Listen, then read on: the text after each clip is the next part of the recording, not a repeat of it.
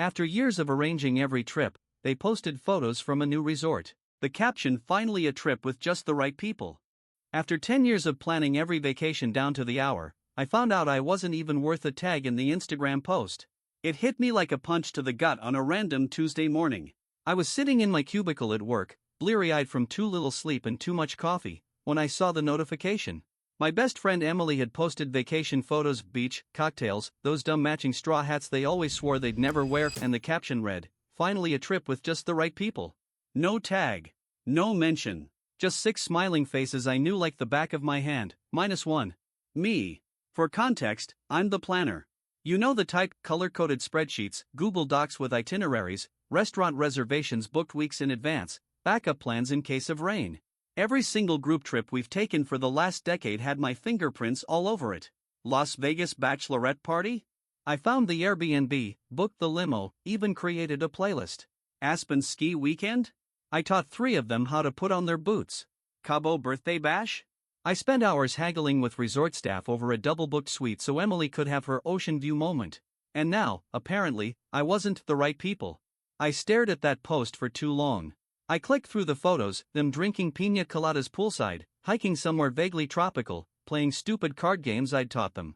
My hands were shaking, and I couldn't decide if I felt sad, angry, or just small. At first, I thought it had to be a mistake. Maybe it was a last-minute thing, a quick getaway. Maybe they'd meant to invite me and it fell through.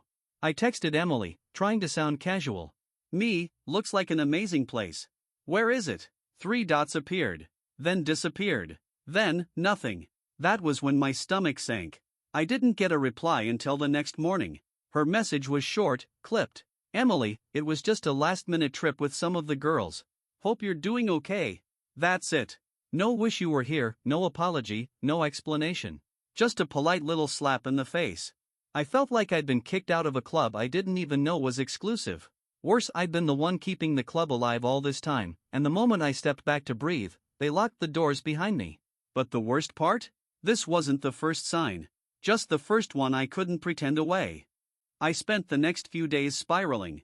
At first, I kept refreshing their posts like some kind of masochist, watching new photos and reels roll in: sunset dinners, cheesy toasts, late-night dancing. Then I stopped cold turkey. Deleted the app. I told myself I was too busy to care, but honestly, I couldn't stomach seeing more of their curated joy without me. I replayed every recent interaction in my head like a detective reviewing security footage. There was that brunch a few months ago where I mentioned I was burned out from planning everything.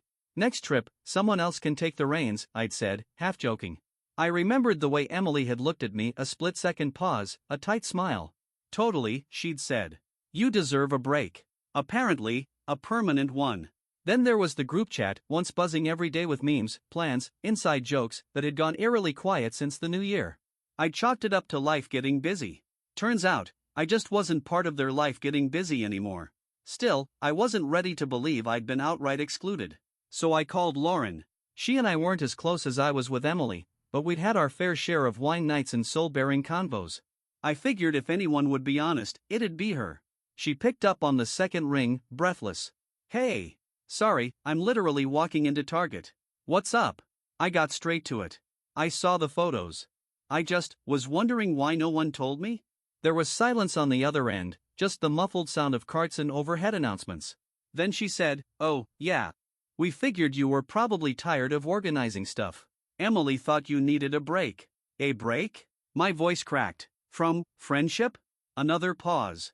I mean, I don't think that's what she meant. But honestly, some of the girls were feeling kind of smothered. Like things were always done your way. Schedules, alarms, dinner times. It didn't always feel fun. I had to sit down. I was in my kitchen, barefoot on cold tile, holding onto the counter like the truth might knock me over. Smothered. I'd thought I was keeping things running, making sure everyone got the most out of every trip, every weekend together. I hadn't realized they saw me as controlling. I didn't even get the chance to fix it. "I wish someone had just told me," I finally said. "Yeah," she said quietly. "Me too." We hung up soon after, awkwardly. And that was when it really hit me. They'd been talking about this behind my back for a while. Long enough to plan an entire trip, book flights, pack bags, and never once think to include me or even tell me. They didn't forget me. They chose to leave me out. That night, I pulled up the shared Google Drive folder we'd used for years. I was still the owner. Folder after folder of itineraries, links, packing lists. All of it mine. I hovered over the delete button for a long time. I didn't press it. Not yet. But I did something else. I created a new folder. Named it Solo Plans. And I booked a flight. It wasn't some grand revenge scheme. I didn't post cryptic captions or try to make anyone jealous. I just left. I picked a city I'd always wanted to visit but never could convince the group to agree on: Charleston. It was too boring for them, not enough party vibes, not exotic enough. But I liked the idea of cobblestone streets and quiet mornings with coffee by the water. I didn't make a spreadsheet. No detailed plans. I booked a small inn with squeaky floors and floral wallpaper, packed a few dresses and a book I hadn't finished since 2021, and left my phone on Do Not Disturb for the first full 48 hours. It felt like rehab. I sat in a bookstore for 2 hours just flipping through hardcovers. I took a historic walking tour by myself and ended up chatting with a retired couple from Vermont who insisted I join them for lunch. I watched the sun set from a bench on the Battery and didn't feel the need to take a single picture. And slowly, the tension in my chest, the one I hadn't realized I'd been carrying for years, started to loosen. On the third morning, I checked my phone. Dozens of notifications. Most were work emails and junk, but buried in the mix was a message from Emily. Emily, hey. Didn't expect you to go totally MIA LOL. Just checking in. Hope you're alright? I stared at it for a while. No apology. No mention of the trip. Just a vague concern that sounded more like PR damage control than friendship. I didn't answer. The truth was, I was alright. For the first time in a long time. Later that day, I got lunch at a little cafe on a side street with creaky ceiling fans and the best cornbread I've ever had. There was a woman at the table next to me, mid-30s, like me, scribbling in a notebook and clearly fighting with the breeze that kept flipping her pages. We caught eyes, laughed, and ended up talking for nearly 2 hours. Her name was Jordan. She was from Richmond, also traveling solo, also recently disconnected from a longtime friend group that had slowly frozen her out. Different city, same story. It was weird how quickly we clicked. No forced laughter, no pretending to be someone I wasn't. Just easy, honest conversation. She invited me to join her for a sunset sail she had booked for later that evening. I almost said no. Part of me felt guilty enjoying something without my old crew, like I was cheating on a friendship that had already ghosted me. But I went. And as we stood on that deck, wind tangling our hair and the sky turning cotton candy pink, I realized something. I hadn't lost everything. I just stopped clinging to people who made me feel like too much, only to spend years being treated like not enough. Later that night, I finally opened the group chat.